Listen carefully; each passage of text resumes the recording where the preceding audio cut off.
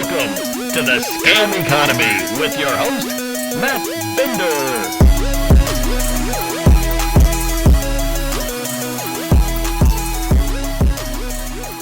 Have you heard the vast conspiracy theory that ties the Joe Biden administration with the Ukrainian government, with Sam Bankman-Fried and his bankrupt crypto exchange FTX, and the Democratic Party? If you have, or if you haven't, do I have the show for you. Hello everyone and welcome to Scam Economy. I am your host, Matt Binder, and on today's episode of the show, we got a lot more to talk about when it comes to FTX. If you haven't yet checked out the previous two episodes of the show, I implore you to go check those out if you're interested in what's going on with Sam Bankman-Fried, the founder of FTX, and his failed crypto empire. When it comes to the previous episode specifically, I want to thank all of those who did check it out because it is now, in just less than 1 week's time, the most downloaded Scam Economy episode since the show began. And as the FTX SBF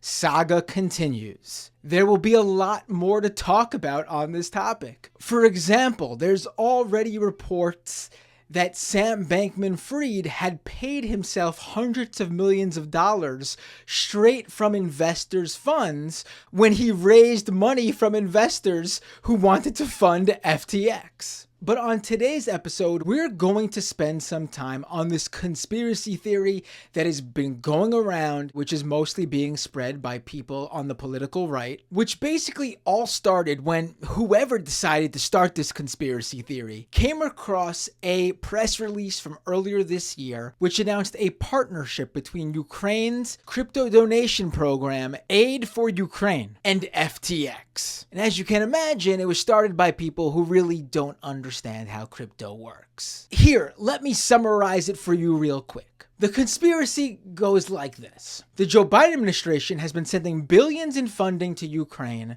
since Russia's invasion of the country began earlier this year. That part is true. It continues though. Once the Ukrainian government has received this US aid, instead of actually using it, for example, for the war currently being waged in their country, they are instead funneling the money through FTX, which was run by Sam Bankman-Fried, a prominent Democratic donor, who would then disperse the money directly into Democratic campaigns and organizations. All of that not proven. No evidence this has occurred. Sure, SBF was a prominent Democratic donor. He mostly spent that money in the Democratic primaries, though, and he also donated to prominent Republican candidates like Peter Thiel's faves, J.D. Vance in Ohio, and Blake Masters in Arizona. On top of that, these conspiracy theories never mentioned the other prominent FTX executive who donated over $20 million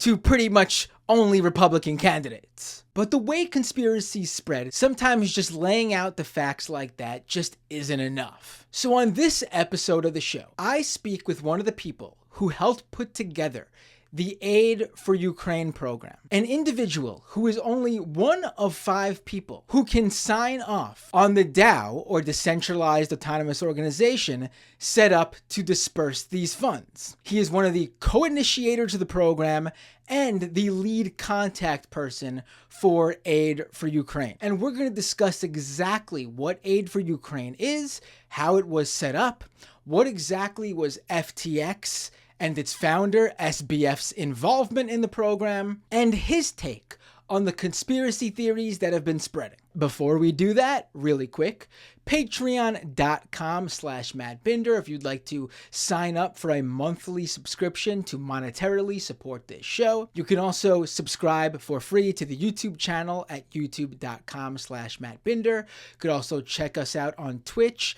at twitch.tv/MattBinder.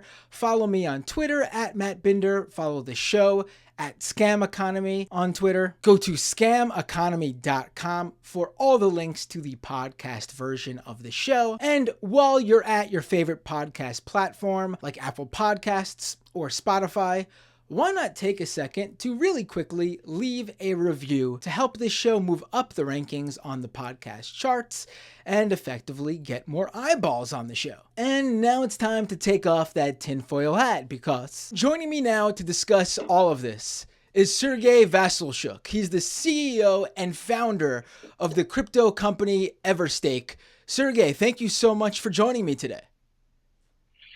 Nice to meet you guys. Now, Sergey, can you explain to me first, before we dive into what's going on and what's in the news, what is Everstake and what does Everstake do? Everstake is a blockchain company, and we kind of miners, but for the new generation blockchain. So all the blockchain moved from the proof of work to the proof of stake to make more energy efficiency. But we're an infrastructure company which sign each block. So technically, we're doing this job that miners did for the Bitcoin, but for the Ethereum, for the Cardano, for the Tezos, for the Solana, and other proof of stake blockchain. Okay, so you mostly work with people who are looking to basically, get into the business of crypto mining, who are looking to actually, validate the blocks on the blockchains. That's what Everstake does. Not exactly. So we're infrastructure company. We host the servers, and the blockchain is hosted on our servers. So we're the guy who store the ledger itself. So our job is to maintain the ledger alive and to add all the transaction. If someone sends this transaction, those transactions goes to our servers, and our servers add it to block and pack it. So we're just some type of the guardian of the blockchains. Okay, so what is the Aid for Ukraine program that Everstake was involved, well, still is involved in? Yeah, it was tough time. Then the war begins. I was trying to understand how it can be useful, what I can do for my motherland to resist. At the same time, I got many requests from friends and partners. Each of the blockchain that we are operating and supporting, we call it partners, and they also asking us hey guys, how we can help you. And I started to call in and contacting the people on the field, on the ground, the Ukraine, hey, how we can help you. They we need a lot of things. We need optics. We need bulletproof helmets. We need a lot of things for our soldiers and humanitarian to resist. And I asked my partners, hey, just send me some donation. Those times was very important because due to the martial law, the banking system of the Ukraine was freezing. Banks were not able to transact in the USD or transact outside the country. So all the needs we cannot buy, and crypto become one of the tools in order to pay for the suppliers to buy all the necessary to support our citizenship. And sooner or later, I noticed that not only me was involved in some type of the fundraising in the crypto, some independent group of the people, Ukrainian also do the same. And it was create some type of the confusion because people don't understand who you are, because they judge the Ukraine as some a single company or single name. They want to have some clear representative who they are and who is in the charge and who is responsible for all this donation. So that's why I contacted the Ministry of the Digital Transformation. It's quite cool ministry. Is tech guys with tech background who was sitting in the government and trying to bring this innovation on the government level. So they informationally help us to put all this initiative under one umbrella, and we just listed all the wallets from all the blockchains. We created some multi-sigs. We added some type of the transparency and legitimacy for this activity, and trying to organize this house in the dedicated group of the people in some clear representative, which we call Aid for Ukraine. This name was because of the Slack group. I was writing Aid for Ukraine and adding multiple people who was engaged in this process. Right. So it was created. Right. So I guess just to really understand the timeline here. So, in February of this year, Putin declares war in Ukraine, and Russia goes to war and invades Ukraine. Almost immediately, I know there was a few days where the government of Ukraine was not accepting any sort of crypto, but then they quickly, went 180 on that decision and decided to accept crypto donations. I know Ukraine is one of the, on the rankings of like countries that have adopted cryptocurrency. Ukraine is like, I think, if not number one, up there at the top. So it made sense for the country and the government to accept donations in crypto. And at first, they were just basically the government of Ukraine was just like tweeting out their Bitcoin wallet address, their Ethereum wallet address. But then what you're saying is aid for Ukraine came in, backed by companies such as yours, Everstake, and basically created a sort of platform where all these different wallet addresses for all these different blockchains, in order to accept all these different cryptocurrencies, basically was sort of just curated on this one website for easy access to people who wanted to donate to Ukraine. Yep, exactly. So just and you should understand who is government. So government is quite like a very big range of the entities. And for example, central bank is still like skeptical about the crypto. Like the Ministry of the Finance is still skeptical about the crypto. And like we were like lucky to have this Ministry of Digital Transformation because the guys like me with the technical background, like developers, product owners, like entrepreneurship, like they're sitting there. So we speak the same language. But you should understand in those circumstances, in those like environment, we did not have the time to comply or to think like we need to survive. Like maybe it's hard to imagine, but then like your colleague, which like you worked yesterday in the front line, he like said, hey, like, just give me these watches. I need GPS watches because like I could be killed. Like I need like these like night vision goggles because I do see nothing in the night that they could be killed. In this environment, like you don't care like about the regulation. You don't care about anything. You do all the best. You have the goal to do this, and you have very limited time. So well, it's not some like official government like representative or like the movement or acceptance of the crypto. Is way of survive, which was supported by one of the most modern and worst innovation government agency, which call it Ministry of Digital Transformation. But of course, like people don't make a deep dive in this. Like they don't want to know like who they are. They just say like, this is Ukraine, yeah, or this is government. Right. But like in the background, it was like imagine the few garages with the crypto people doing some like weird stuff, and the Ministry of Digital Transformation like, hey guys, like nobody will donate to your garages. Let's put some like more fancy like office and say like, hey, like, is your representative? Is how it was on the ground. Right. Yeah. Sort of ad hoc, put together as quickly as possible. So can you now? What is Everstake's role in aid for Ukraine? I mean, I know you just told me about the involvement, but do you spearhead the program? Like, who's running that specific aid for Ukraine program? Well, like it was like more like collective efforts. As I say, there were a lot of crypto companies in Ukraine which were capable like to do something. So it's probably like five different companies. One of them like put mostly for the humanitarian needs for the people who was not able to donate for the military activities. Some of like people want to have the clear like donate to the military activities, and we have the Ukrainian exchange Kuna. We have also like a lot of like smart people who understand what is crypto, who just try to compile everything together, and we don't have some type of the hierarchy. Yeah? Like we have the goals, like, whoa, we need to solve this task. Who is able? I'm able. So like, it's your responsibility to do this. So it was kind of the decentralized effort to achieve the goals in very like short period of the time.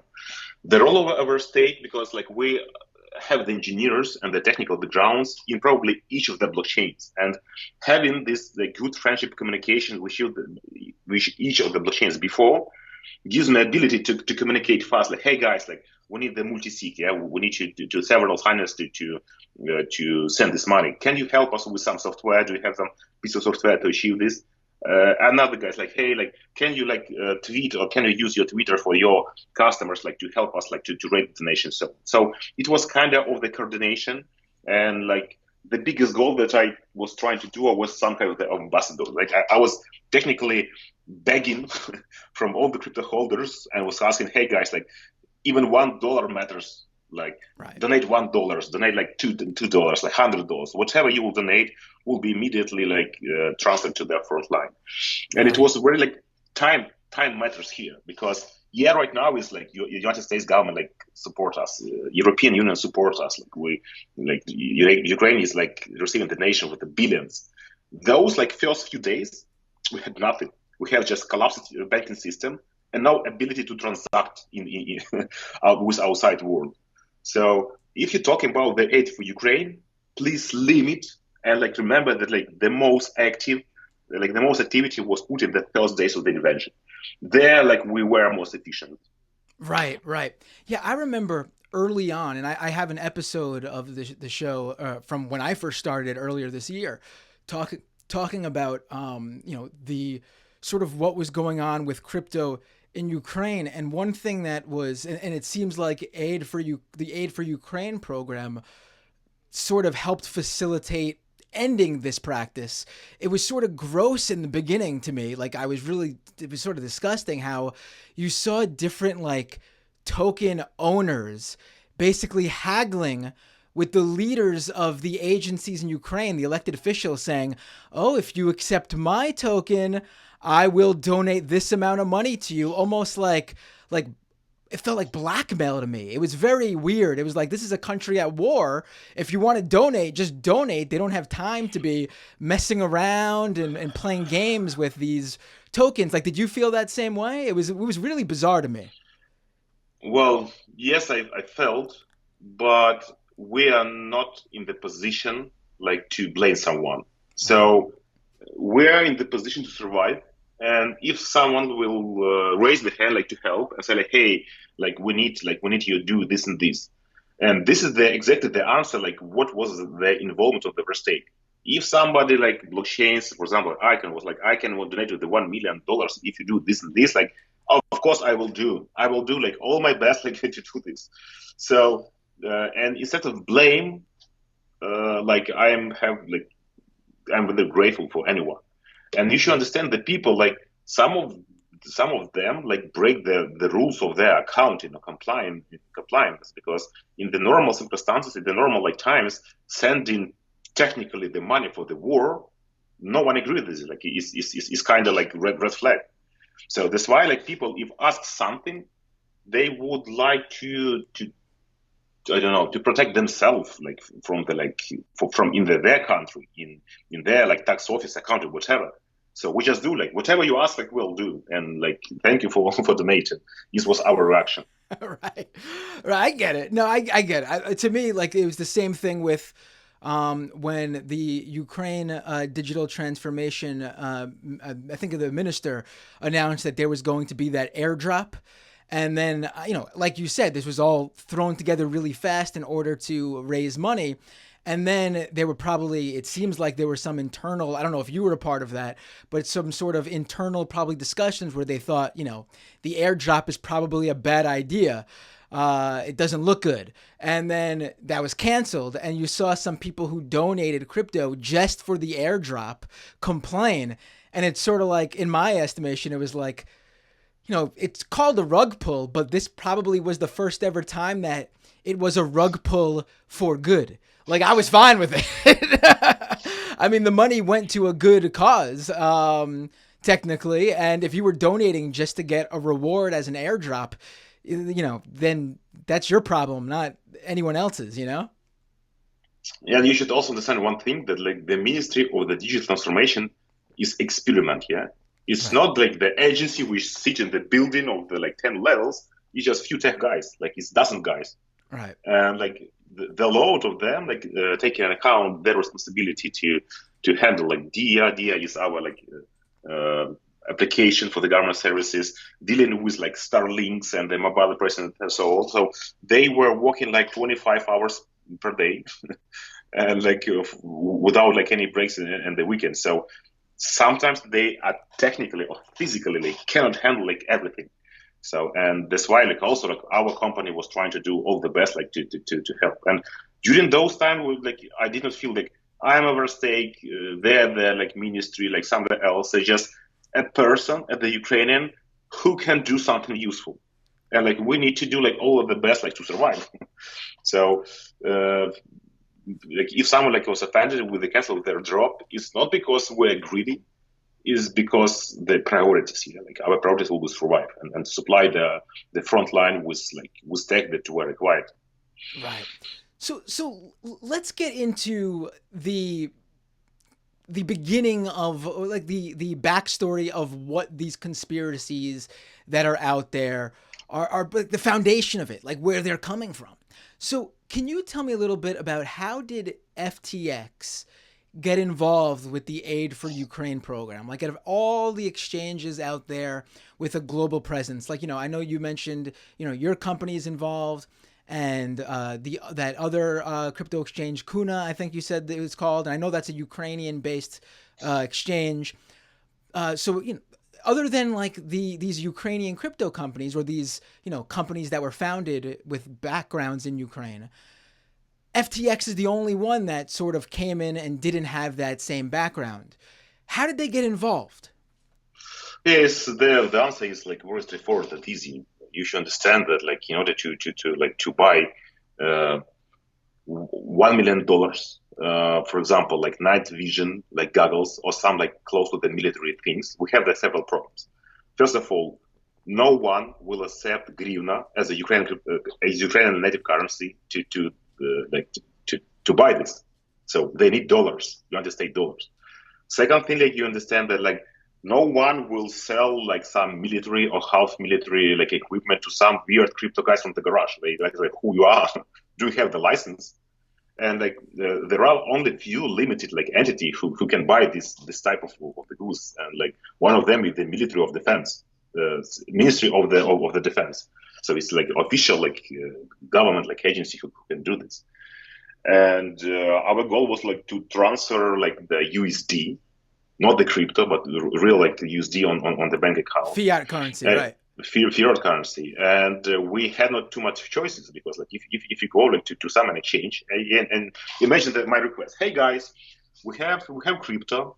The source of fund of this crypto is donation. I have no clue where it's coming. I'm asking you to accept this crypto, to transfer this to the fiat currency and send to the account of the Ministry of Defense of the Ukraine. Imagine the face of the compliance officer. They would say like, "Are you crazy?" Right. But and like, the only exchange which like was agreed to help us like was FTX. So they say like, well, we usually cannot do this, but in these circumstances, we'd like to help. That's all. And I was very grateful for this, because like it was the only way to achieve this.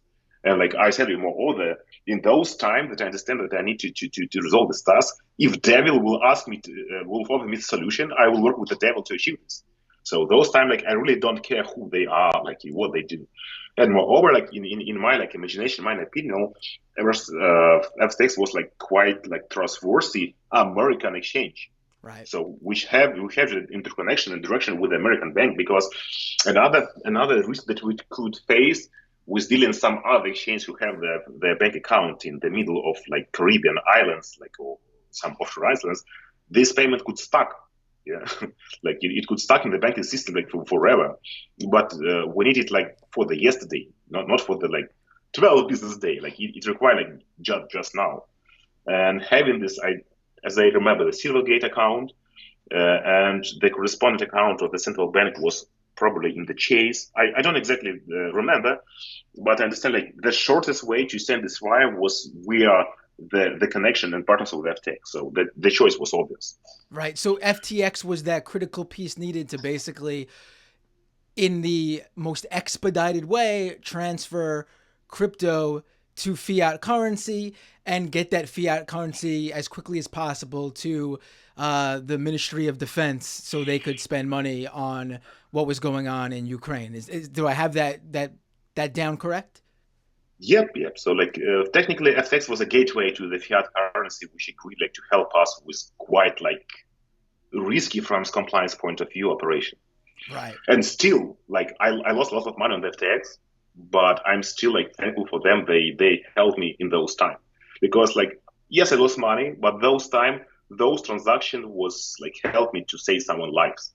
And like I don't care how much money I will lose, like if I will be like able to save someone's lives. Are you saying you lost personal funds, or are you talking about money that was Yeah, donated?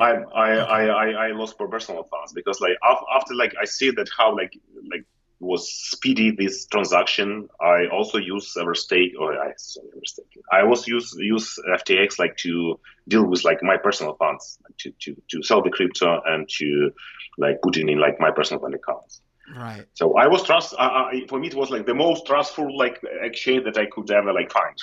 Right. I gotta ask. Would you you could give a general range? How much did you lose? Well, it's $40,000 of personal funds. Oh, okay. Wow. So did you speak with did you interact with SBF, Sam Bankman-Fried? Well, we had a Signal group. There, like, a lot of people, mostly compliance people, was in this group. One of them probably was Sam. I don't interact with him like many directly, but in those time he was very helpful. Right. Do you know if there was any? Because that's interesting. I mean, do you know if he did have any direct contact with anyone who was part of the fundraising effort here in Ukraine, whether in the government or the third parties that were helping with the Aid for Ukraine program?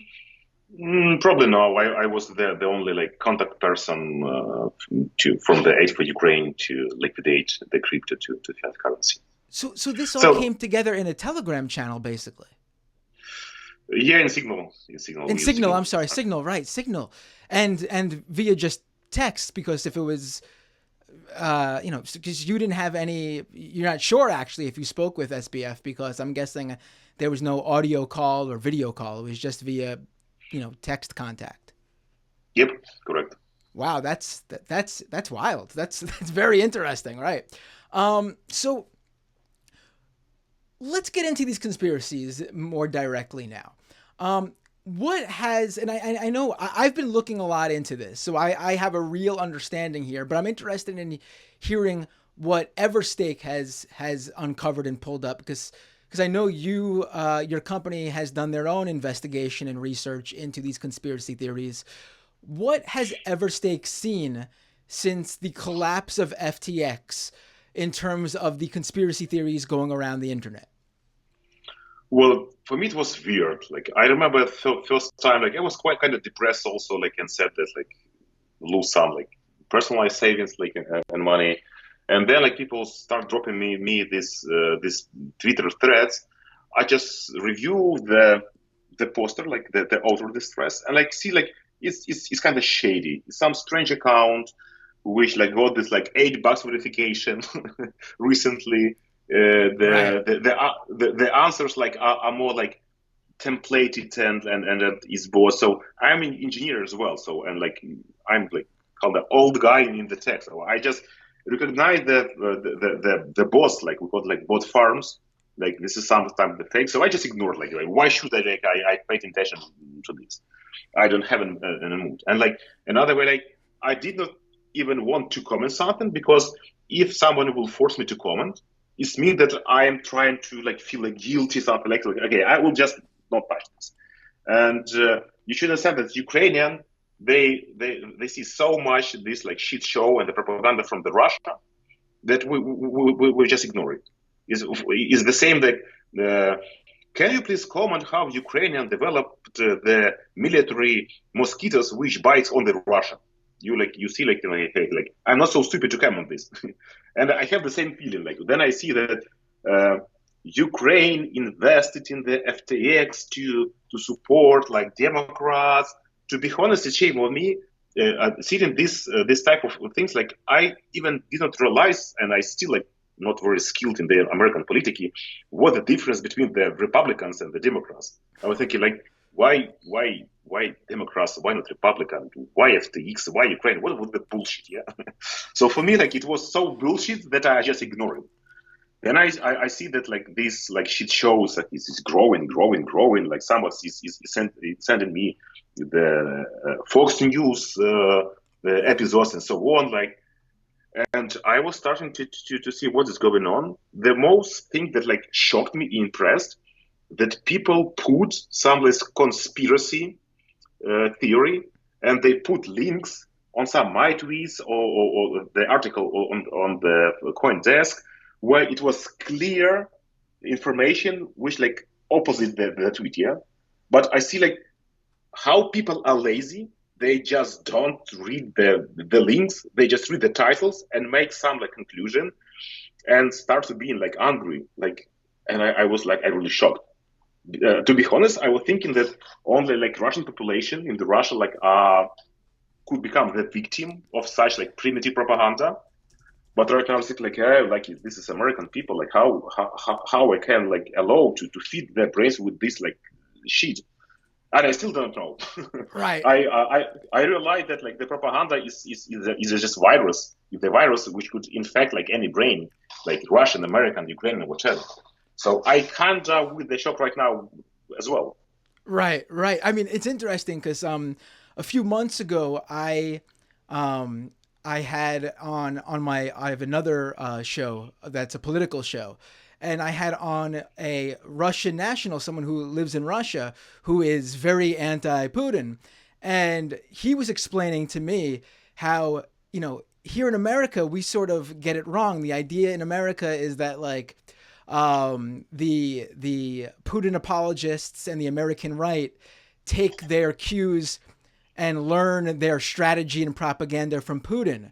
But he was telling me, as someone in Russia experiencing this himself, it's actually the opposite, where the Putin and his regime, they learn all their propaganda from the American right wing. Like that's where they get it from. So it's not going this way, it's going that way.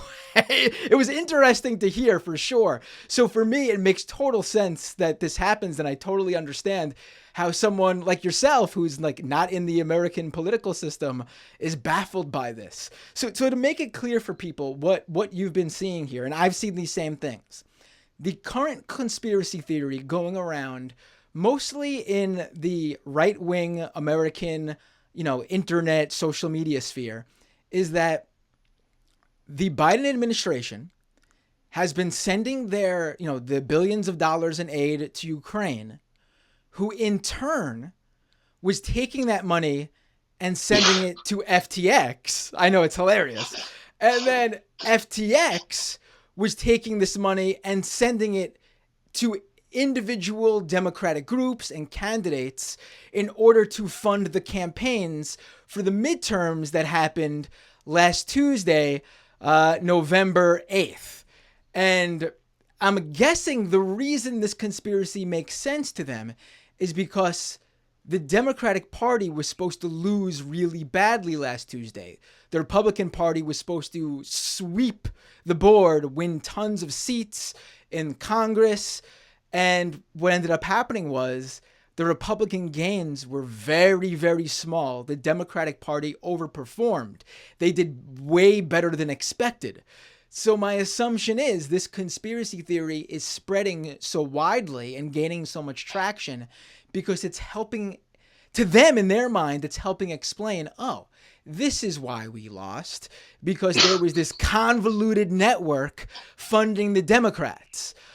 I mean, let's run down all these claims now, because as someone who, from what you've said, basically the contact for the Aid for Ukraine program, basically overseeing cryptocurrency donations to Ukraine.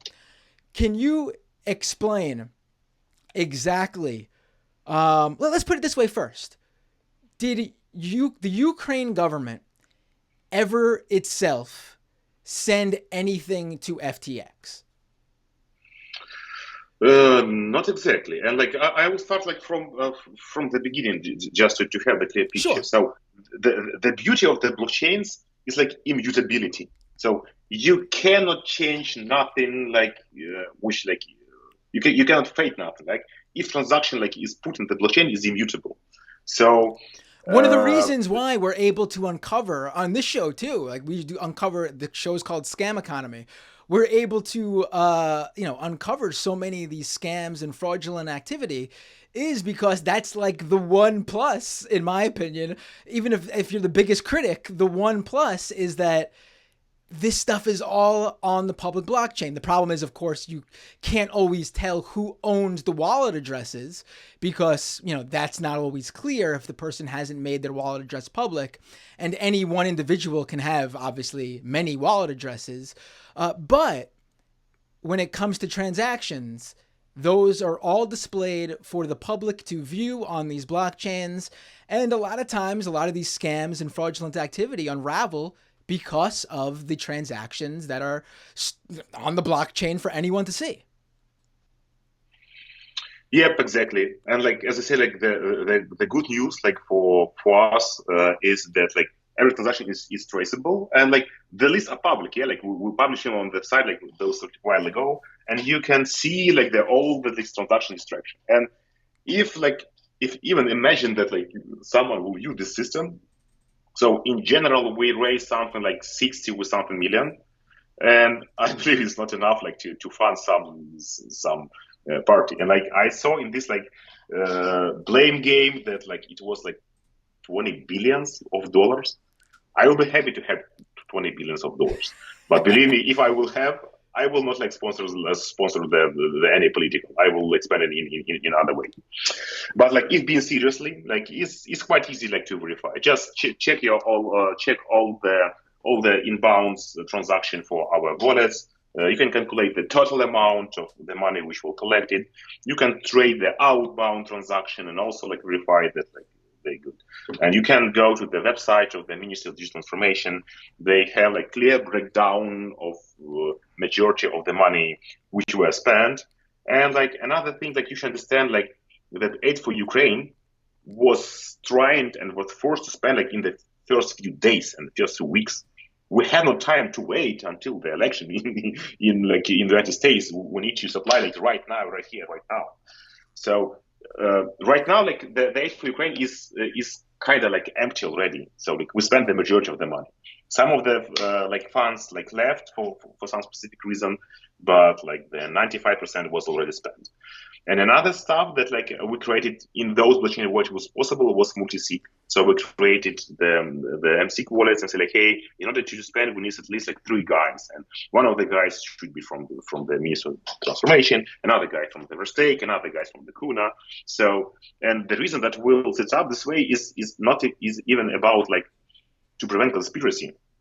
In those circumstances, we understand like any one from us could be like disappeared or die. we just back up the key in order to protect the funds in case of some of the participants will disappear or something happen with them. So the reason was a bit different. And from the FTX, like you can see like few transactions. It was one test transaction which go to the FTX wallet, and one big transaction which is close to the 1 million. That's all. And then you can also see the tweet of the Central Bank of Ukraine, which confirmed, yeah, we received this 1 million and we debited to the account of the Ministry of Defense. So that's it. There is like, unfortunately, not so much room for the blame game or conspiracy.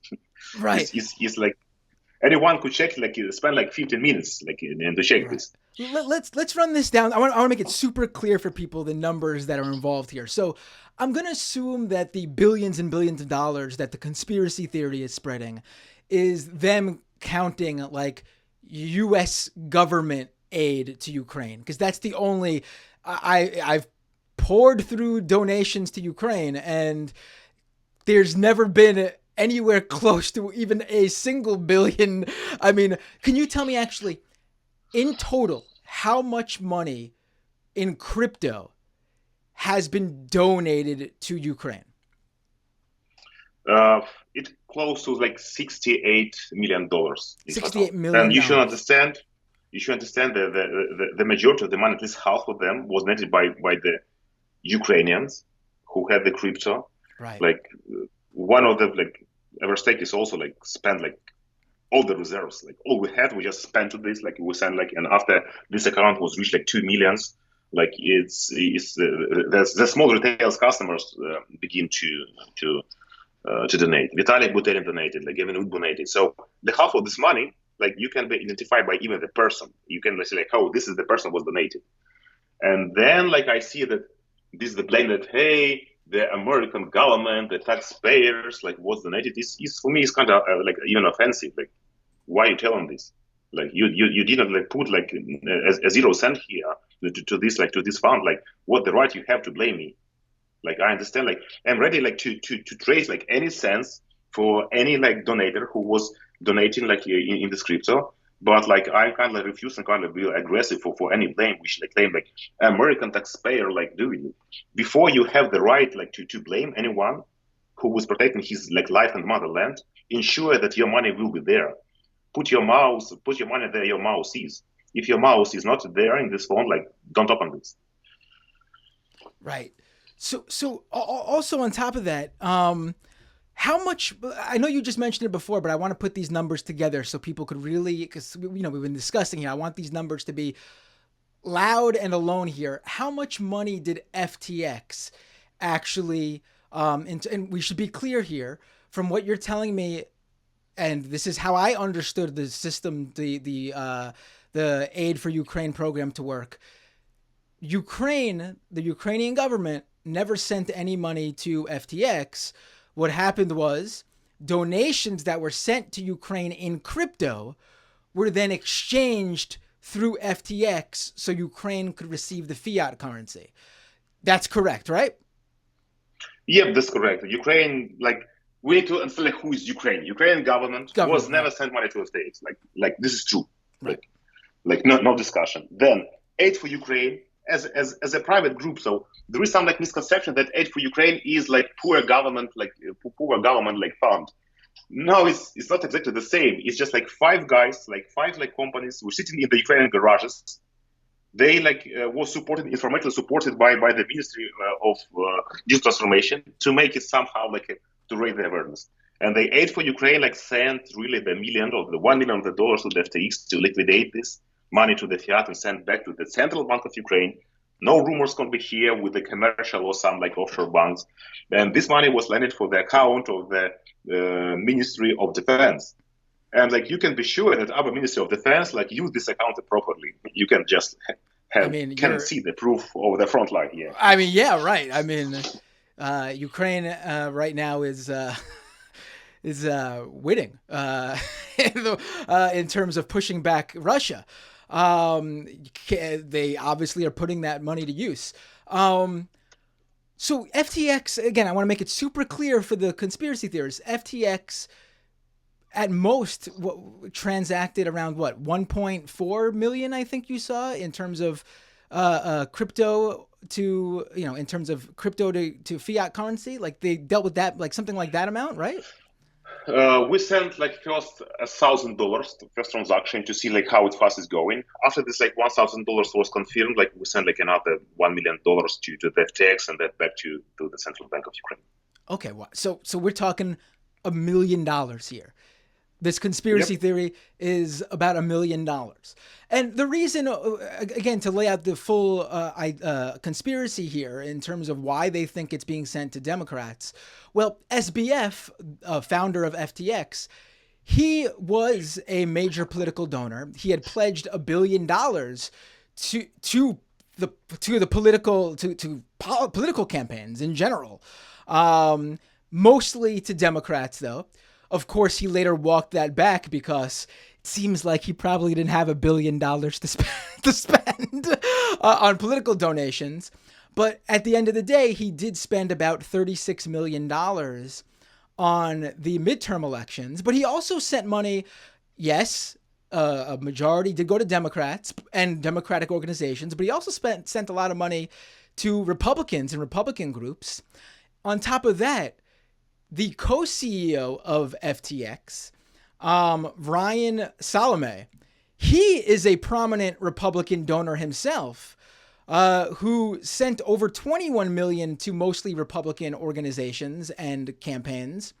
So in all, we're looking at a company whose, co-CEOs spent about $70 million plus on political campaigns, and seemed like it was pretty evenly split between the both of them to Republicans and Democrats. And the reason for that is, surprise, surprise, companies like this usually play both sides in order to get policy and laws passed that help them run their business. I mean, crypto regulation is going to be a big thing in the United States in the coming years, and they want, and SBF and his co-CEO, FTX in general, wanted to play a part in crafting that policy. I mean, that's a screw up of the American political system, but that doesn't mean that that money is part of some big conspiracy theory involving the Ukrainian government. So it just doesn't pan out. And did you see, I'm wondering if you saw, because this is something I was seeing, the FTX accounts drainer campaign. Have you been following the FTX situation with the hack that happened last Friday night, right after they announced bankruptcy? Well, for me, it's noise. Right. For my personal, I don't want to spend my energy anymore. I fixed the loss here. I lost this money, and I don't have any hopes to return this. Why should I waste my energy to understand what the other shady games? Well, you might be interested in this one because I think this helps explain part of the conspiracy theory. So there is a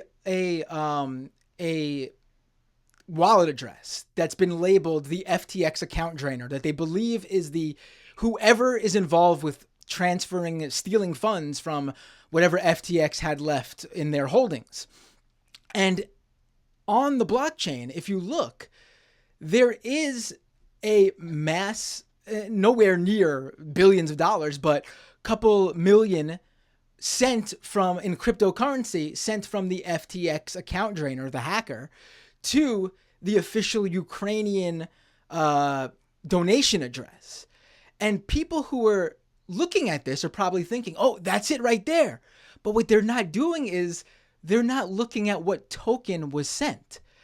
The token that was sent isn't Ethereum, isn't any token, it's not even an FTT token, which is worth a lot less, the FTX official token, but it's still worth something. The token that was sent to the Ukrainian donation account from the FTX drainer is a token called FTX sucks. A worthless meme token. People are looking at this and not understanding what they're reading. Well, I prefer even not comment. They not comment for this, because it's really for Ukraine. It's offensive. Right. If you understand, the Ukrainian trying to struggle to survive, to protect their life, and being trying to involve in all this shady games is just well, guys, what are you doing? I would prefer even to comment this because I become really angry to make this happen and trying someone to blame the country who trying to resist for the survival to comment this try to imagine try to put someone who is blaming the situation. Then you have the black house, you have the probability to be killed by the rocket today. The family are separated, and so on. It's called survival. And imagine the Ukrainian who trying to build some conspiracy. Put yourself in this situation, and you will understand how stupid and how absurd all this from our point of view, from our perspective. Right, and I have to say, bad news in terms of. I know your company, when we were talking to set this interview up, you had sent me some of their findings. And one of the Twitter accounts that were spreading this wild conspiracy theory, you had believed was a fake account for Madison Cawthorn, a U.S. congressman here. I looked into it.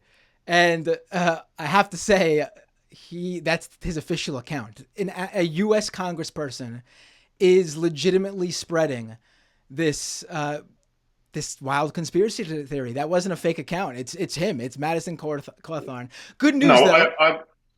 I'm talking not about this congressman. I'm talking about the initial. I can find it and send you this like Oh, the initial one. thread. Got it. Okay. I will say though that he's not gonna. He was voted out of office. So come January, he's gone. So so there is some good news there. So has this affected? Has the FTX collapse? Has this affected the aid for Ukraine program? Like, in terms of going. Let me ask you this first. Actually, was any crypto donation lost in between? Like, was there anything that was lost in between sending it to FTX to get the money sent to the Ukrainian government? Was anything stuck in between the collapse, or was everything cleared out already? No, fortunately, no, because as I said, like we need to spend this money like first days. We were not waiting for the collapse to take. Like we still had some like I remember people started donating like NFT or some like weird tokens, and which were not liquid, and we put it to the like sell order in the like FTX, but like I don't know the story behind this NFT. So probably some NFT lost together, but how they value 1 cent or 10 cents or like or $100, I even don't know. Okay. But you should also understand it's not speculation. Like we need to buy things like to protect our life, the life of the soldiers and the humanitarian. And like NFT was not the part of this like strategy. Right. And one thing I saw, this is the latest, that there was 2 weeks ago, I think on November 1st, I think it was, the Aid for Ukraine program moved from an official .gov.ua domain to its own .io domain. And part of the conspiracy theory was that this was, I don't know how this makes sense, a planned change. I will explain you. Go ahead. I will explain. Yeah. So like it's quite clear stuff. You cannot even imagine how huge DOS and DDoS attacks we will have on this website. So we have unprecedented attack probably from the Russian side in order to make the site down. So they understand like this site is collecting the money who is sent from line, and being on managed by the government entity like is create like a lot of like troubles with the flexibility. Because like these domains are the government control, and in order to change the DNS or to have some protection, it was a nightmare. So this time it's like, hey guys, like let's move to the separate domain. Let's give them the control of this domain. It will be more flexible to protect like these sites from the attacks. But it was bad timing. It really was bad timing because like after all the stuff is become one of the biggest like conspiracy proof that like this domain was moving and so on. Right. Well, it's bad timing because it's close, but people should understand. I mean, I had on this show 2 weeks ago. I spoke with Mike Burgersberg, one of the guys. There was 2 reports that came out that, in my estimation, led to the collapse of FTX, and that was the one in CoinDesk and this report from Mike Burgersberg, who looked into Alameda's, that was FTX's trading firm, who looked into Alameda's, books basically, and found that they were basically insolvent. And those reports didn't drop until days later, the 3rd and the 4th. So, I mean, you would have had to know something in advance, which doesn't line up because FTX had no idea this news was coming out, because they certainly were caught off guard by the fact that they completely collapsed within days of these reports coming out. Like, they had no time to prepare themselves. There was no, that doesn't make sense for anyone who knows the crypto industry and the timeline of how this actually played out. The domain change may have been bad timing because it's so close, but it falls outside of the range of everything happening. Yeah, but you try to prove like for the people who don't want like to know the truth. So right. They have its own version of the truth, and like trying to like come on this like it's just useless. Right. So one last question I want to ask. You had mentioned how most of the money, obviously, because obviously it was in the news, it was brand new current events when Russia first invaded Ukraine. You had mentioned that like the majority of the donations, the crypto donations, came in, early on. Can you share like how much is the Aid for Ukraine program currently seeing in crypto donations on like a daily basis nowadays? Now, like it's close to nothing because like people are exhausted. So then, yeah, you shouldn't compare the volume of the crypto holders with the volume of like United States governments or the European governments. Right. So I believe the fund is already exhausted. So we need to just to make some few final spending and to prepare some reports. The biggest majority of the money is already spent. It's already government put the reports like what they spend. There are some like insignificant spending that could not be disclosed right now, at least until the end of the war. And there are a few tokens like on the wallet address which become like worthless, but they was sent in the previous like few weeks or a few months. And the government, like is recalled about the real government, about the Ministry of Finance, who was supporting this. Like they created like a new, more civilized like way for the fund. It's called like United 24. This is officially supported by the president, so it's more become a legitimate like new generation funds, which not only the crypto but like in general in fiat and so on, and supported by the president. So Aid for Ukraine will be like transformed in more like legal, official, whatever you can call it, like fund with all the requirements, the documents, management, reporting, whatever. Right. Sergey Vasylchuk, CEO and founder at Everstake.